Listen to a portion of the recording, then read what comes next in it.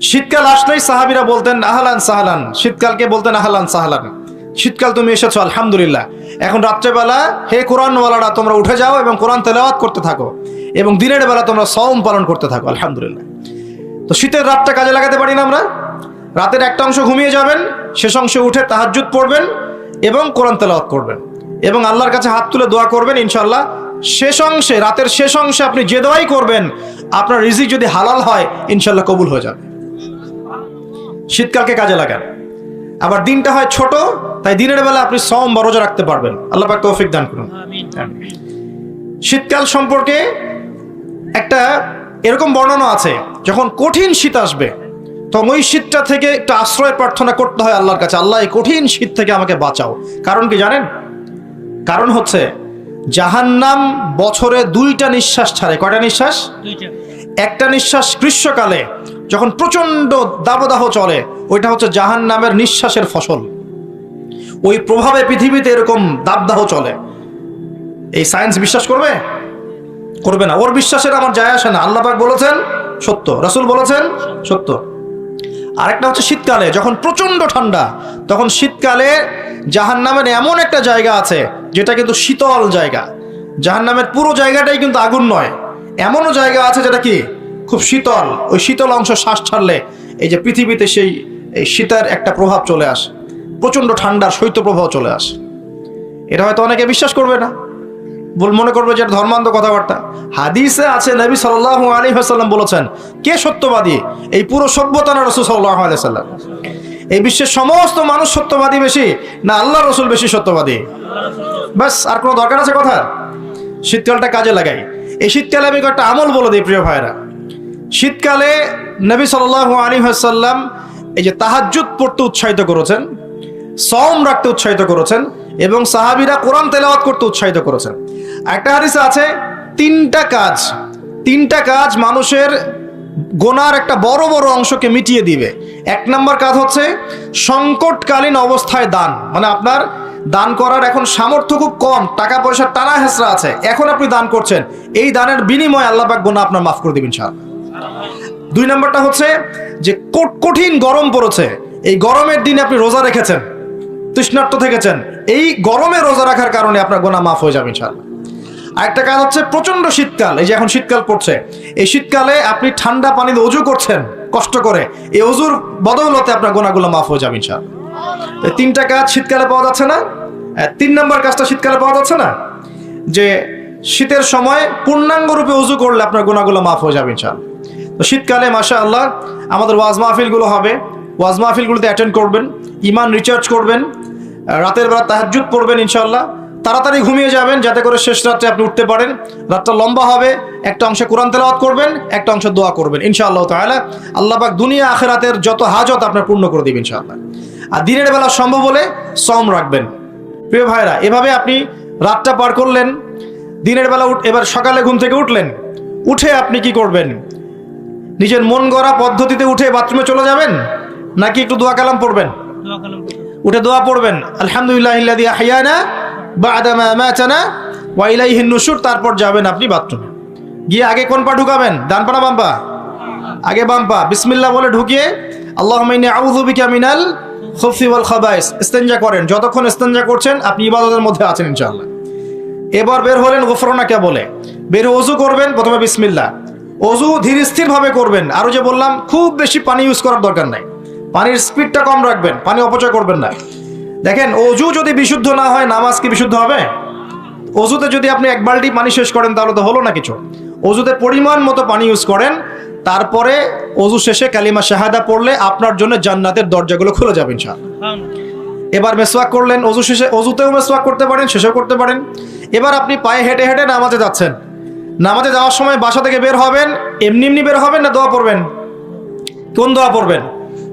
আল্লাহি ওয়ালা হাওলা ওয়ালা কুওয়াতা ইল্লা বিল্লাহ। বাস, বের হওয়ার সাথে সাথেই একজন ফেরেশতা আপনার সাথে চলে আসবে ইনশাআল্লাহ, শয়তান দূরে চলে যাবে।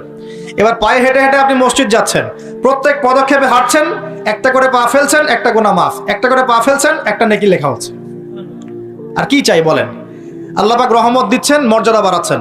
এই সময় একটা দোয়া পড়তে পারেন, আমি শিখিয়ে দেই। এই দোয়াগুলো সব হিসনুল মুসলিম বইয়ের মধ্যে আছে। প্রিয় ভাই, সবগুলো দোয়া মুখস্থ করে ফেলেন, সারা জীবনে কত কিছু মুখস্থ করলেন, আমি ফখর করছি না, কিন্তু আমি বিশ্বাস করেন এই মুহূর্তে যদি বাংলাদেশের সব দোয়ার বইও না থাকে, মুখস্থ একটা পুরা হিসনুল মুসলিম লিখে দিতে পারবো ইনশাআল্লাহ। পুরা বইটা মুখস্থ করে ফেলবেন ইনশাআল্লাহ। পারা যাবে না? যদি ইসলাম তো এমনই, পৃথিবীতে যদি কোনো কোরআনের কপিজ এখন না থাকে, এরকম কপিজ, এরকম লক্ষ লক্ষ হাফেজ, কোটি কোটি হাফেজে কোরআন আছেন, আগামীকাল হওয়ার আগেই, সূর্য ওঠার আগেই কোরআন লেখা শেষ হয়ে যাবে। হবে না? মুখস্থ করে ফেলবেন। সবকিছু অ্যাপসে নির্ভর হবেন না, বইয়ে নির্ভর হবেন না, নিজের জেহেনে নিয়ে নেবেন ইনশাআল্লাহ। এরপরে আপনি চলার পথে পড়বেন আল্লাহুম্মা ইজআল ফি কলবি নূরা ওয়া ফি লিসানি নূরা ওয়া ফি সামঈ নূরা ওয়া ফি বাসারি নূরা ওয়া আন ইয়ামিনি নূরান ওয়া আন শিমালি নূরান ওয়া মিন ফাওকি নূরা ওয়া মিন তাহতি নূরা আল্লাহুম্মা ইজআল ফি নাফসি নূরা। এই দোয়াটা পড়তে পারেন। এতে করে আল্লাহ পাক আপনাকে নূর দিবে। কি দিবে? নূর বা আলো দিবে ইনশাআল্লাহ। এই নূর আপনার জীবনেও লাগবে, কবরেও লাগবে ইনশাআল্লাহ। এবার নামাজে গেলেন, মসজিদে ঢুকবেন কি এমনি এমনি না দোয়া আছে?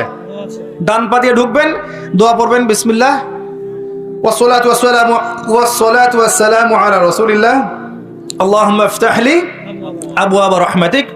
একটা দোয়া আছে আউযু বিল্লাহিল আযীম ওয়া বিওয়াজহিল কারীম ওয়া সুলতানিহিল কদীম মিনাশ শাইতানির রাজীম। এটাও পড়তে পারেন। ব্যাস এই দোয়া পড়লে শয়তান থেকে আপনি নিরাপদে থাকবেন। নামাজে দাঁড়ালেন, এই যে ফজর পড়বেন, যোহর, আসর, মাগরিব, এশা, 5 ওয়াক্তের নামাজ পড়বো না? প্রত্যেক ওয়াক্তের জন্য একটাই নসিহত, সেটা হলো নামাজের বাহ্যিকতা গুরুত্বপূর্ণ, কিন্তু বাহ্যিকতার চাইতে বেশি গুরুত্বপূর্ণ হচ্ছে নামাজের আধ্যাত্মিকতা, নামাজের হার্ট, মানে মারেফত, ইহসান, খুশু, এগুলো বেশি ইম্পর্টেন্ট। নামাজে মনোযোগ ঠিক থাকছে কিনা খেয়াল রাখতে হবে। মনোযোগ বাড়ানোর বুদ্ধি কি? কয়েকটা টিপস বলে দেই। মনোযোগ বাড়ানোর বুদ্ধি হচ্ছে নামাজে যা বলছি মুখ দিয়ে, এগুলোর আরবির অর্থগুলো আপনার জানতে হবে। যদি আপনি অর্থটা জানেন, দেখবেন আপনার মনোযোগ অনেক বেড়ে গেছে ইনশাআল্লাহ। অর্থ না জানলে আপনি দাঁড়িয়ে থাকবেন, হাই তুলবেন, হাই, হুজুর তেলাওয়াত করছে, আপনি হাই তুলবেন, কারণ অর্থ আপনি বোঝেন না।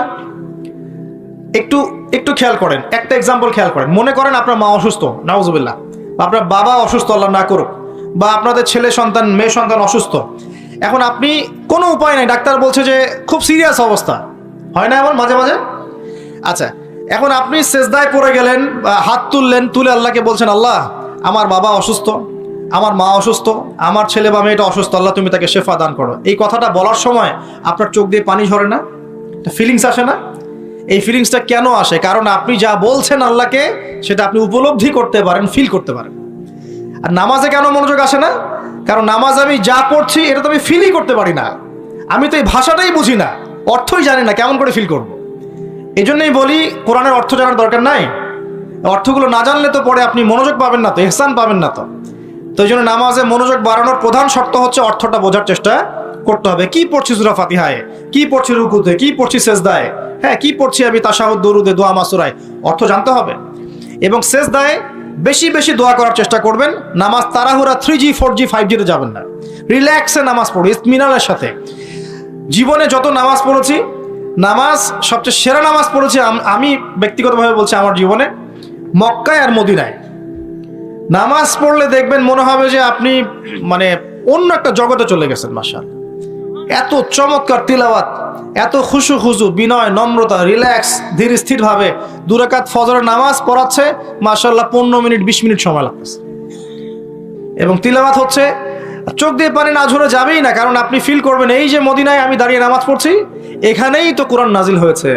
এই যে মক্কায় নামাজ পড়ছি, এখানেই কোরআন নাজিল হয়েছে, এই আয়াতগুলো এখানেই নাজিল হয়েছে। ফিল করতে হবে।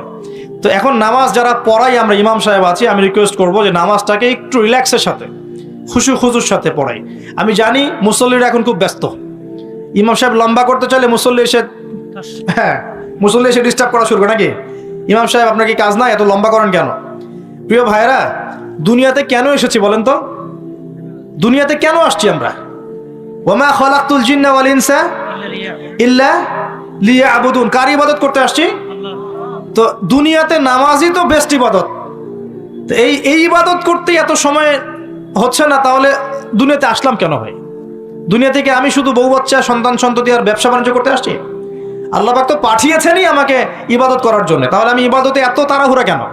রিল্যাক্স থাকেন, আল্লাহ পাক তৌফিক দান করুন। এইভাবে 5 ওয়াক্ত নামাজ পড়বেন, আল্লাহ পাক তৌফিক এনায়েত করুন। আর নামাজের কিছু বাহ্যিক মাসআলা আছে, এই মাসআলাগুলোকে নিয়ে কিছু ইখতিলাফ চলে আসছে দীর্ঘদিন থেকে।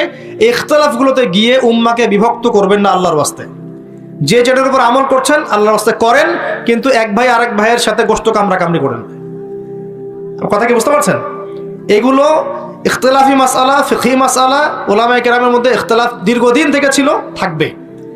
যে যার মতো আমল করছেন, করতে থাকেন। যেটা আপনার কাছে বেশি সহি মনে হচ্ছে, যেটা আপনার কাছে বেশি গ্রহণযোগ্য দলিল মনে হচ্ছে, আপনি সেটার উপর আমল করেন, কোনো সমস্যা নাই। কিন্তু এই ইস্যুগুলোকে কেন্দ্র করে মসজিদগুলোকে ভাগ করে করে উম্মাকে বিভক্ত করেন না। এতে কাফের মুশরিক মুনাফিকরা হাসে আমাদেরকে দেখে, ওরা আমাদেরকে দেখে হাসে, দেখো কি জাতি, কি কি বিষয় নিয়ে উম্মাকে বিভক্ত করে নিজেরাই আপসে বিভক্ত হয়ে গেছে। একটা বিভক্ত জাতিকে শাসন করা সহজ না ঐক্যবদ্ধ জাতিকে শাসন করা সহজ? বলেন। এখন আমরা তো বিভক্ত না ঐক্যবদ্ধ? সুবহানাল্লাহ। কাফের মুশরিকদের মধ্যে যদি 100টার মধ্যে 90টা বিষয়ে দ্বিমত থাকে, একটা বিষয়ে ঐক্যমত যে মুসলিমদের সাথে, মুসলিমদেরকে ডমিনেট করতে হবে, মুসলিমদেরকে মানে ডিঙ্গিয়ে উপরে যেতে হবে, ওরা একমত, মাশাআল্লাহ, ওরা ঐক্যবদ্ধ। আর আমাদের মধ্যে যদি দেখেন আপনি যে 90টা বিষয় আমরা একমত, এই 4টা 5টা 6টা বিষয় আমরা দ্বিমত, ওই কয়েকটা বিষয় যথেষ্ট উম্মাকে বিভক্ত করে ফেলার জন্য। তাহলে আমরা নিশ্চয়ই দূরদর্শিত সম্পন্ন জাতি হলাম। আল্লাহ পাক জানি না আমাদের কবে বোধোদয় দিবেন। আর দোয়া করি আল্লাহ পাক এমন প্রজন্ম যেন নিয়ে আসেন যারা স্মার্ট হয়, বিচক্ষণ হয়, উম্মাকে ঐক্যবদ্ধ করতে পারে। আমিন। যদি আমাদের দ্বারা না হয়, না হোক, আল্লাহ পাক এমন প্রজন্ম নিয়ে আসুক যে এই প্রজন্ম আল্লাহ রাব্বুল আলামিনের জমিনে উম্মাকে ঐক্যবদ্ধ করে উম্মাকে এগিয়ে নিয়ে যাবে ইনশাআল্লাহ। প্রিয় ভাইরা, এইভাবে নামাজ শেষ করেন। এখন নামাজের পর কি চলে যাবেন? জিকির আজগার আছে, তাসবিহ তাহলিল আছে, কোরআন তেলাওয়াত করতে পারেন। প্রয়োজন হলে বা সম্ভব হলে আপনি ইশরাকের নামাজ পড়তে পারেন। একটা কবুল হজ, একটা কবুল উমরার নেকি পাবেন ইনশাআল্লাহ। এরপরে আপনি প্রয়োজনে চাষ্টের নামাজ পড়তে পারেন। এখন নাস্তা খাবেন, নাস্তা খাওয়ার সময় কি মন গড়া ভাবে খাবেন নাকি রাসূলের পদ্ধতিতে খাবেন? রাসূলুল্লাহ সাল্লাল্লাহু আলাইহি ওয়াসাল্লামের মতো করে খান। 3 ভাগ খাবেন, 1 ভাগ খাবার, 1 ভাগ পানি, 1 ভাগ ফাঁকা। এবং খাওয়ার আগে বিসমিল্লাহ, শেষে আলহামদুলিল্লাহ। খাওয়াটাও কি হবে তখন? ইবাদত। এভাবে আপনি পড়াশোনা করবেন। এরপরে স্কুলে যাবেন বা কলেজে যাবেন বা বিশ্ববিদ্যালয়ে যাবেন বা আপনার চাকরি ক্ষেত্রে যাবেন, ব্যবসা ক্ষেত্রে যাবেন, বিভিন্ন জন বিভিন্ন জায়গায় চলে যাব আমরা। এখন কি নামাজ তো পড়লাম রাসূলের মতো, তাহাজ্জুদ পড়লাম রাসূলের মতো, ওযু ইস্তেঞ্জা খাবার খেলাম রাসূলের মতো। এখন কি আমি অর্থনৈতিক জীবনে গিয়ে রাসূলের খেলাফ চলবো? আমি কি শিক্ষা ক্ষেত্রে গিয়ে রাসূলের খেলাফ চলবো? আমি কি পরিবারে এসে এখন রাসূলের আদর্শের বিরুদ্ধে চলবো? তাহলে কি আমি পরিপূর্ণ মুসলিম হতে পারবো? তাহলে সমাধান কি? ব্যবসা করতে গিয়েছেন, এখানে ব্যবসার সুন্নত আছে, মাপে কম দিতে পারবেন না, পণ্যে ভেজাল মিশাতে পারবেন না, কাউকে ঠকাতে পারবেন না, ঠিক আছে, মজুদদারি করতে পারবেন না, আপনি কৃত্রিম সংকট তৈরি করতে পারবেন না। ব্যবসার মূলনীতি মেনে চলবেন, ইনশাল্লাহ আপনি এখানেও নাকি পাবেন ইনশাআল্লাহ। বরং সৎ ব্যবসায়ী হলে পরে আপনি নবীদের সাথে হাসর করতে পারবেন ইনশাআল্লাহ। চাকরি করতে গিয়েছেন, এখন কি ফাঁকি দিবেন কাজে? এখন কি ঘুষ নিবেন? এখানে কি আপনি সুদ খাবেন? এখানে কি আপনি দুর্নীতি করবেন? এখানে আপনার চয়েস, আপনি যদি করেন ক্ষতিগ্রস্ত হবেন। ইবাদত বন্দেগীর জীবনে আপনি মুসলিম হলেও এই ক্ষেত্রে কিন্তু আপনি পরিপূর্ণ মুসলিম হতে পারছেন না। আবার যদি সমাজে যান, এখানে কি আপনি গিয়ে মন গড়া সব কাজ করবেন, মন গড়া বিধান প্রয়োগ করবেন? এটা কিন্তু আপনার চয়েস। কিন্তু যদি আপনি করে ফেলেন, তাহলে ওই ক্ষেত্রে আপনি পরিপূর্ণ মুসলিম হতে পারলেন না। এভাবেই জীবনের প্রত্যেকটা ক্ষেত্রে যদি আমরা রাসূলের আদর্শ মেনে চলি, অটোমেটিকলি সমাজে শান্তি, শৃঙ্খলা, স্থিতিশীলতা চলে আসবে ইনশাআল্লাহ। এবং শুধুমাত্র যুব সমাজ নয়, আমাদের প্রবীণরা, মা বোনরা, আমাদের আগামী প্রজন্ম এবং চলমান যে প্রজন্ম চলছে, সকলেই উপকৃত হবে ইনশাআল্লাহু আযজা ওয়া জাল।